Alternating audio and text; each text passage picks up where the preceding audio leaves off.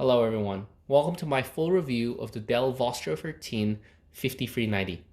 This latest business Ultrabook from Dell is its attempt to bring a lot of the Dell XPS 13, one of the most prolific Windows Ultrabooks for quite some time now, to a lower price point. The configuration that I have here comes with a 13.3-inch non-touch display, a Core i7-8565U Whiskey Lake processor, and an NVIDIA MX 250 GPU. There is also a version of this laptop that ships with a Core i5-8265U CPU and no dedicated graphics card. Both of these models share 8 gigs of RAM and 256 gigs of storage. This same laptop is also available in an Inspiron version. If you don't know, Inspiron is Dell's mid-tier consumer brand. And the Inspiron version of this same laptop comes in silver. This laptop only ships in gray. It comes with the same Core i5 CPU, 8 gigs of RAM, and 256 gigs of storage. No dedicated GPU. But along here, you will find an SD card, a SIM card slot, as well as an LTE modem inside. I find it a little strange that Dell has chosen to give consumers the choice of an LTE modem, but not its business users, where I think the other way around would have been a little more fitting. This version of the laptop, the Vostro, is already shipping, as you can tell with my unit. However, the Inspiron version will only start shipping in August. So this laptop starts at $660. And this version I have here is just under $1,000. The Inspiron version is available for $900. And really, for that price, especially at a $660 price point, you have to remember that that's not much more expensive than some of the Chromebooks out there. And for $660, Dell really outdid itself. The top case is made out of aluminum. It doesn't smudge very easily, and the hinge is very solidly built. It's easily one-handable, the palm rest is made of metal, and there's not a lot of flex in the screen. If this was a touchscreen, I would have no problem with it whatsoever. Of course, compromises did have to be made. Unlike some of the most expensive XPS versions out there, the screen is still recessed into the bezel, unlike the full glass cover.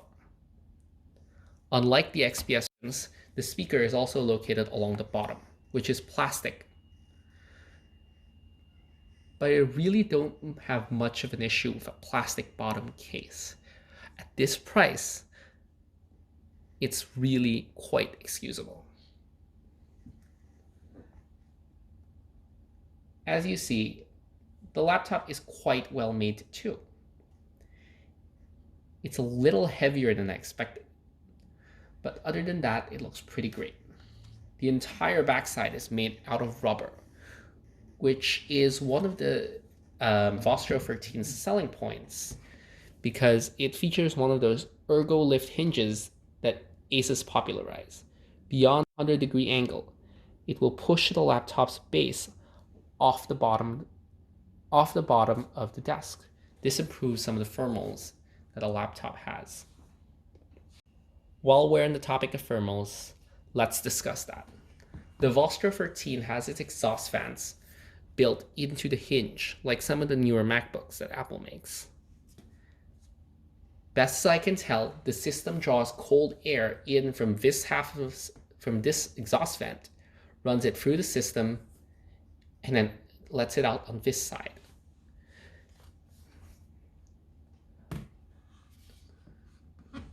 The Vostro isn't a fanless solution. You can clearly hear some of the fans spinning up at times. Despite that, I also don't think the laptop's thermal performance is very impressive. In some of the benchmarks that we had, it clearly showed that the Vostro 13 was being throttled on its performance by its thermals. The fans are also quite loud, even if the noise isn't very distracting, and they do tend to spin up a lot. Even right now, you can sort of hear a faint whir that's coming from its fans, even though the laptop has nothing more than Chrome running in the background. However, in one of Dell's companion apps, which we will talk later, there is a quiet mode available, which may help to dissipate some of this noise. Now, what about the other noise that the Vostro 13 makes? And that's its speakers. The Vostro 13 doesn't have a very impressive audio solution. Its speakers are located along the bottom deck, and it means that the sound that's coming through it is just a little muffled. That's in contrast to the XPS 13's side-firing speakers and the MacBook's top-firing speakers, which are both better solutions. However, despite this compromise, I do think the Vostro 13 does quite well. On a test 30-second track, my phone recorded a maximum volume of 80 decibels coming from the Vostro, which I think is just about as loud as most people will really ever need. Here is a sample track from YouTube so that you can listen to the audio quality for yourself.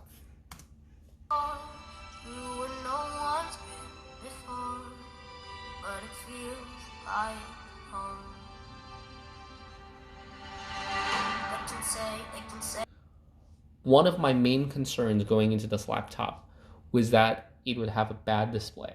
Considering that $300 to $400 laptops with Intel Celeron or Pentium processors come with pretty bad displays, I was a little concerned that a $600 laptop with a Core i5 would have a bad display. And while I don't have any professional equipment to measure the color accuracy or color gamut of this thing, I am happy to report that in most ways that matter for a regular consumer, the display is quite good. It goes up to quite a high brightness. I put my phone right up to the screen and let the ambient light sensor measure an average brightness of about 300 lux at max 100% brightness. And it also goes quite dim, which is good for late night usage. The viewing angles are quite good, the brightness is uniform, and there isn't any easily discernible backlight bleed. I just have two things that I think could be improved with this display. The first is sort of a personal preference. Both of my last two laptops have been matte displays, and I do wish that Dell had made this display matte as well. It just makes more sense for me on a non-touchscreen device. But again, that is a personal preference, and some people might prefer the glossy display over the matte screen. The second concern that I have is less of a personal preference. Dell has added an auto brightness feature to the laptop, but it isn't easily toggled while the laptop is in use. Unlike Asus, where you can toggle the auto brightness with a function key shortcut, Dell has chosen to hide its auto brightness function deep inside the laptop's BIOS. It's quite aggressive, makes many minor adjustments while you're using the laptop, and it can honestly drive you mad. I think most people who buy this laptop would be best served if they just turn it off when they got it.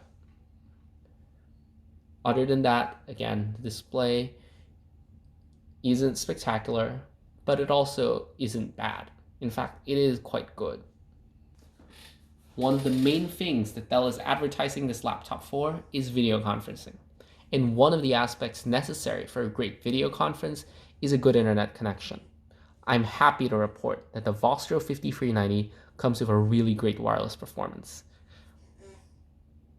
On my home Wi-Fi network, which my ISP promises up to 100 megabits per second, I was able to easily clear 80 down and 90 up.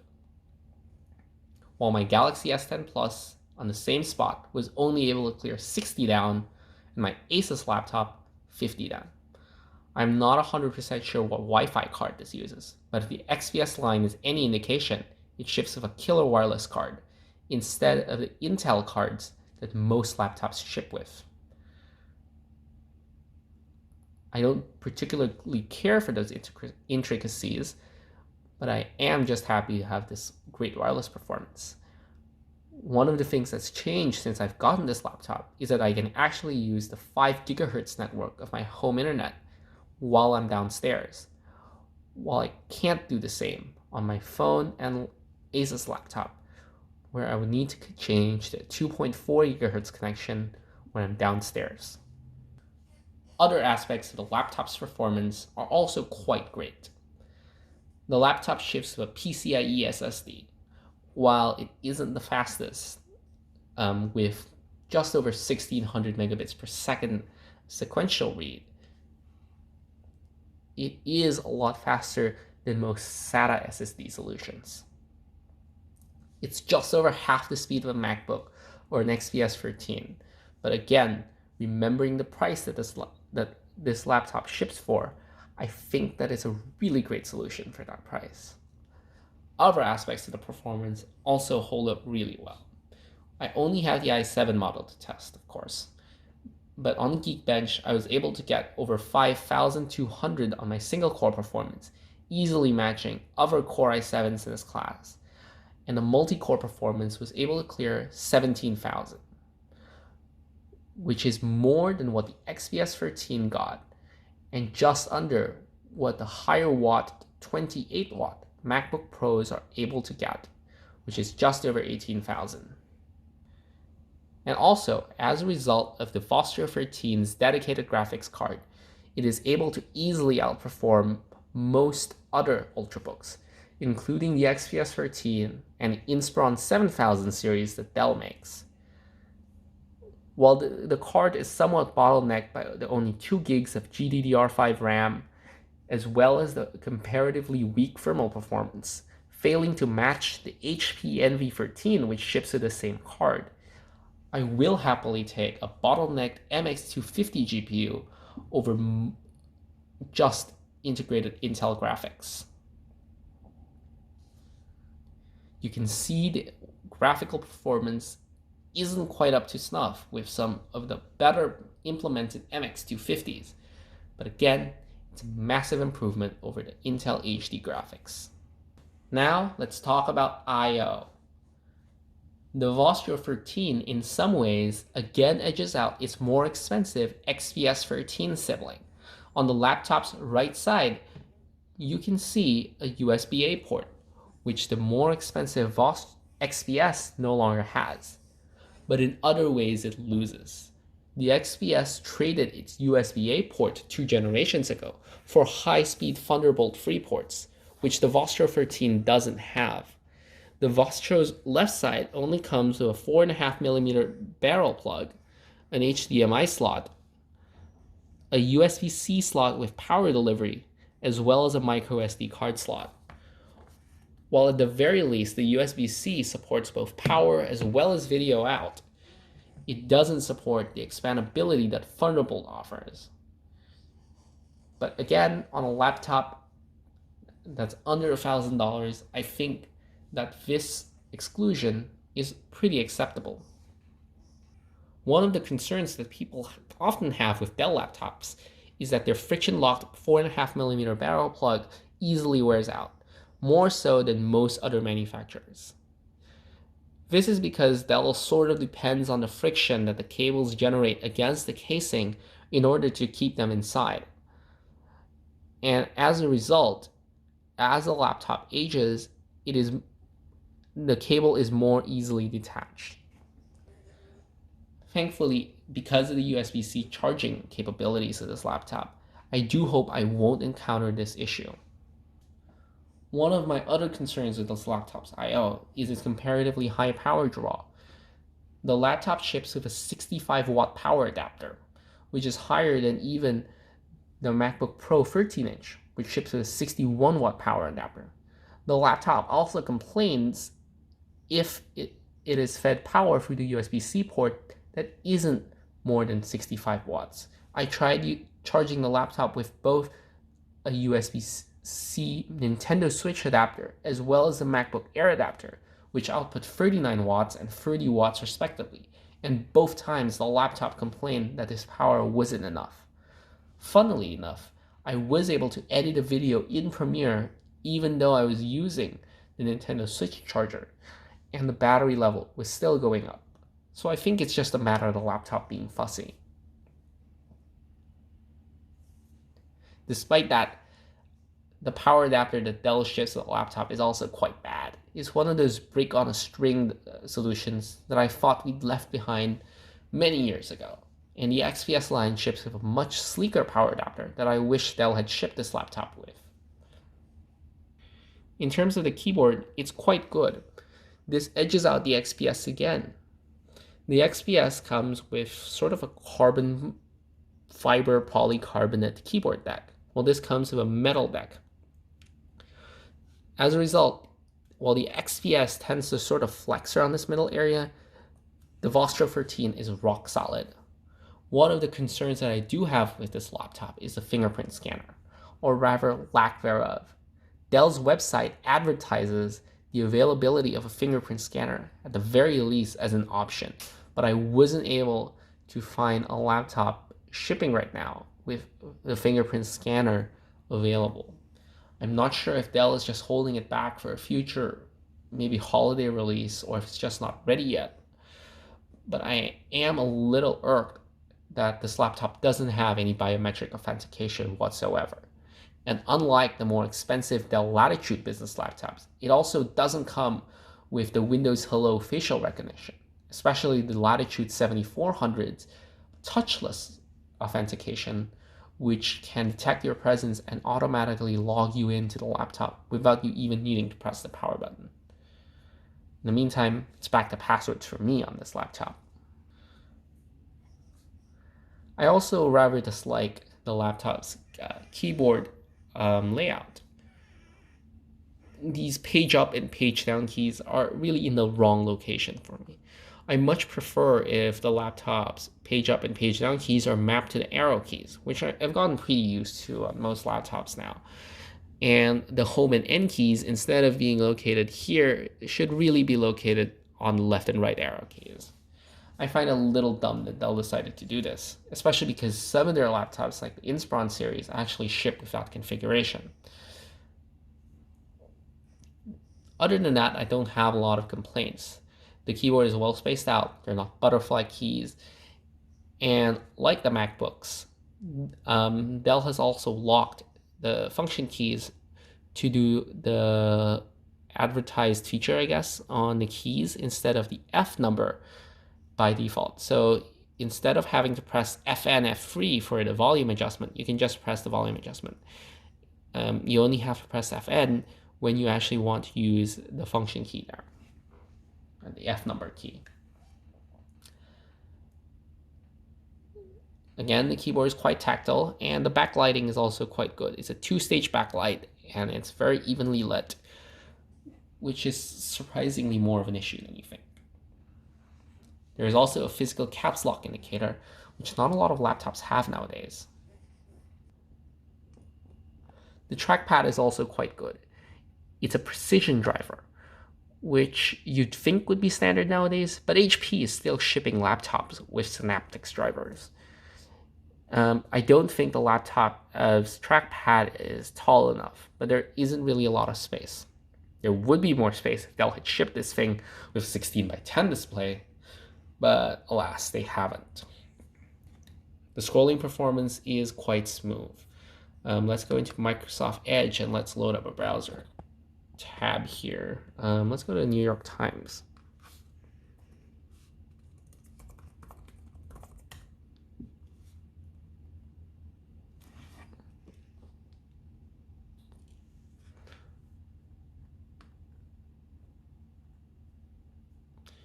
You can see it's really quite smooth, and the zoom performance is also very good.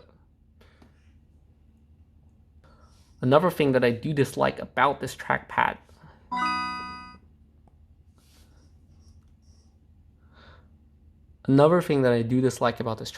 is this beveled edge around the edge of the trackpad. It sort of looks out of place on the Vostro's sleek minimalist design, and I do have experience from my previous Asus laptop that this bevel sort of wears out and just looks pretty bad after a couple years. Actually, let me get my Asus laptop here. Let me show you what I mean.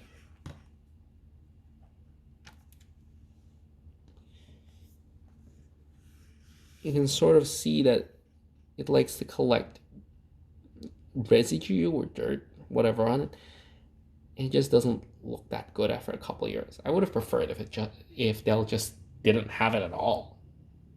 I don't think the Vostro 13 is lacking any design class by not having it. Now let's talk about battery life. The Vostro 13 by default ships with a 45 watt-hour battery, and Dell claims that there's a 52 watt-hour option available. But like the fingerprint sensor, I wasn't able to find that option to configure my laptop with. There are plenty of laptops with bigger batteries. The XPS 13 comes with that 52 watt-hour option. The HP Spectre X360 has a 61 watt-hour battery, and the LG Gram ships with a 72 watt-hour in every configuration. But you have to remember the audience that this laptop is in. The Vostro 13 isn't competing with the MacBook Pros and HP Spectres of the world. It's competing with the Lenovo IdeaPads and HP Pavilions and Asus VivoBooks of the world, which often ship with a disappointing 35-38 watt-hour battery. So a 45 watt-hour battery is in many ways class-leading for this laptop. And I think that the combination of a 1080p display and a mature Intel platform have allowed Dell to optimize the battery life for more than an acceptable level. The system reported a full 9 hours of runtime on one day, and on most days I'm getting about 5 to 7 hours of lifetime, which consists of mostly web browsing with a little use of Microsoft Word and the occasional Skype call. I think that 5 to 7 hours is a decent amount of battery life, but I do worry about how well the battery will age. For example, my Asus laptop comes with a 57 watt-hour battery, but after just 2.5 years of use, the system reports that it is now down to a 16 watt-hour maximum capacity due to regular wear, supposedly. But I do think that losing 65% of the original capacity is quite ridiculous over 2 years. I do hope that Dell won't suffer the same fate, but so far my Asus has been the only laptop that's ever done that to me. Let's talk about the webcam. Unlike previous narrow bezel Dell laptops, the Vostro 13 has its webcam mounted on the top. Dell claims that it put a 4-element lens as well as a temporal noise reduction filter, whatever that's supposed to mean, to improve the camera performance. I will say it is quite good. Let me show you a sample. Hi, so this is the video camera, webcam, of the Dell Vostro 13 5390. I'm recording the 720p sample just to give you an idea of both its audio performance and its camera performance. However, putting the webcam, such a small webcam, up there on the top bezel has a few compromises. Chief among them, this laptop doesn't have Windows Hello biometric authentication, which I already said. And secondly, unlike some of the business laptops that HP and Lenovo are shipping, the Vostro 13 doesn't come with any built-in way of turning off the webcam when you don't need it. HP puts an electrical switch that kills the power to the webcam when you flip it, while Lenovo straight up puts a physical webcam cover that will actually let you block the webcam from seeing anything. The Vostro 13 doesn't have any of that. It requires you to actually put Scotch tape on your camera if you wanted to, which is really the only serious mark against this otherwise good-looking design. So let's talk about the software that Dell is shipping on this laptop. There isn't a whole lot of crapware to talk about.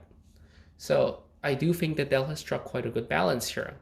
So in terms of the software that they're shipping, there is Dell Customer Connect, which is basically sort of like a Google Opinion Rewards sort of app, I think, which the company claims they'll be able to send you surveys eventually. But when I clicked that, there wasn't any surveys available at this time. Dell Digital Delivery is another pretty confusing app, which it says is supposed to deliver premium applications directly to you from Dell. Okay. Dell Mobile Connect is really useful. It's a solution like Microsoft's Your Phone, which lets you connect, well, your phone to your laptop. But the Dell solution is more elegant because it uses both Bluetooth and Wi-Fi Direct to keep your two devices connected. It will let you trigger screen mirroring right from the laptop to the phone. It also enables you to see all of your notifications, and that's quite confident. It actually has this quite good overlay where it will show your notifications on the desktop, but it won't actually show what the notifications contents are until you hover over it, which I think is a good privacy solution. You can also check all of your notifications, clear them from the laptop, and it will also do so on the phone.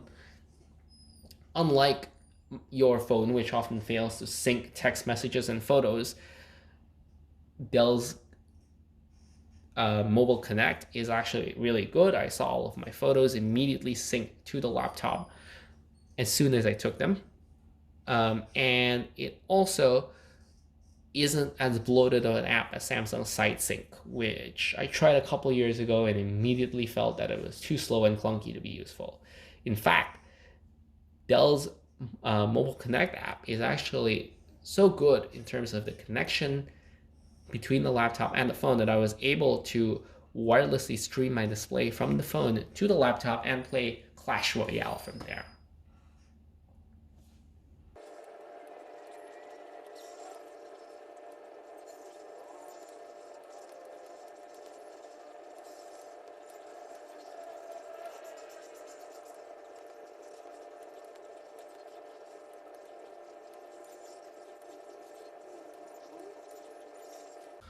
Other software that Dell is shipping includes Dell's Power Manager, which lets you control the laptop's performance and battery life.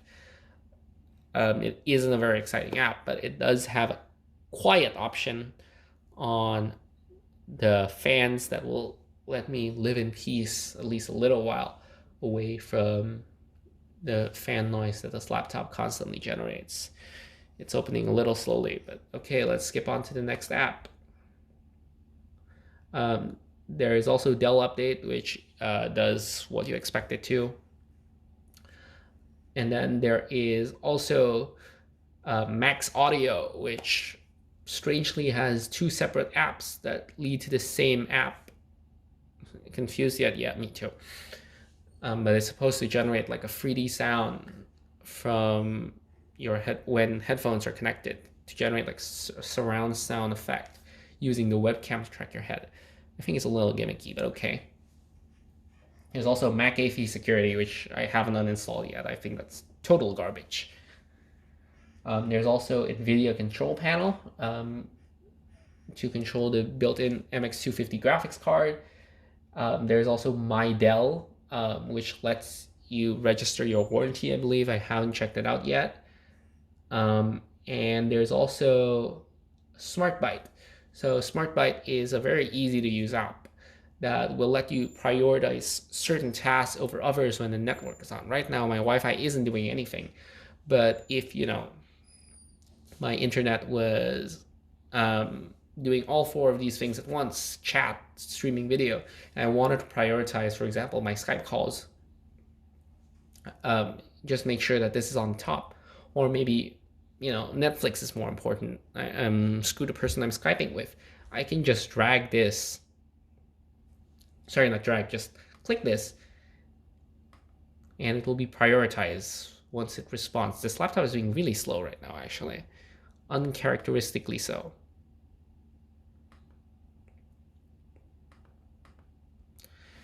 So that's pretty much all of the software that Dell is shipping with this laptop. I think that there isn't quite a whole lot. Unlike Asus, which ships just tons and tons of garbage on you, there's an app literally called Asus Gift Box that they ship with the laptop that gives you garbage like games that you don't need. or free Dropbox, WPS Office, none of that on this laptop. And other than the Surface, I don't think you're going to get that much better of a Windows experience anywhere else other than this laptop. So now let's talk about my final impressions of the Vostro 13. I think that at $660 for the i5 version and $1,000 for this i7 model with a dedicated graphics card, you're not going to find much of a better value on a laptop today than with this laptop. The Vostro 13 has a premium, non-offensive design, a good display, a really solid keyboard and trackpad, decent battery life, decent I/O, and it shares a lineage of excellence to the XPS 13 that is really quite impressive at this price range. And instead of going for an XPS 13 base model, I think you're going to be much better served by going for this laptop in particular. Unless you need touch, unless you really want the XPS's premium design, I think this laptop is just going to be better for most people. It inherits a lot of its positives. Unfortunately, it also inherits some of its negatives. The XPS 13 doesn't have great thermal performance, it's a little loud as well. The XPS 13 also doesn't have the biggest battery. And it also doesn't have, Windows Hello facial recognition. At least the XPS has fingerprint recognition. This should have, but apparently it doesn't. If you need a laptop right now, I don't think you're going to be finding much of a better value today than with the Vostro. I think the Inspiron version with LTE at $850 or $900 is a little mispriced. It's more than $200 more expensive than the Vostro's base model, but it doesn't really have a lot to show for it other than the different color scheme and LTE. I think you're going to be much better served by just, buying the Vostro, unless you really need LTE, which I don't think most people will, unless, you're a business, which again proves my point that the LTE should be on the Vostro and this should be on the Inspiron model, but that's beside the point. If you want to buy a laptop right now, this is a great value.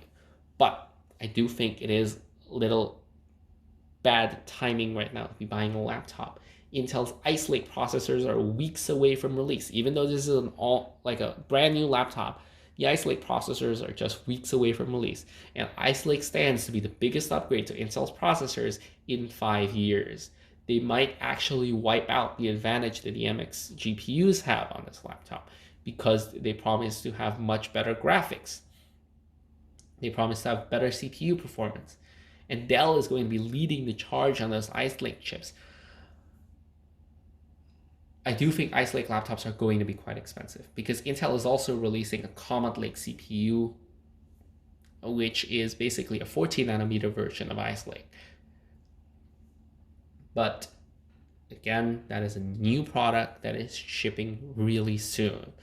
So I do think that it might be worthwhile to wait for some people because Ice Lake is coming and the upgrades will be pretty big. But if you do need a laptop right now, I don't think you're going to be finding much of a better value than the Vostro. My recommendation, buy it if you need it. Thank you all so much for watching, and I will see you all in another video. If you like this video, please like, comment, and subscribe. Again, if you have any questions, please don't hesitate to ask me in the comments down below. Again, thank you so much for watching.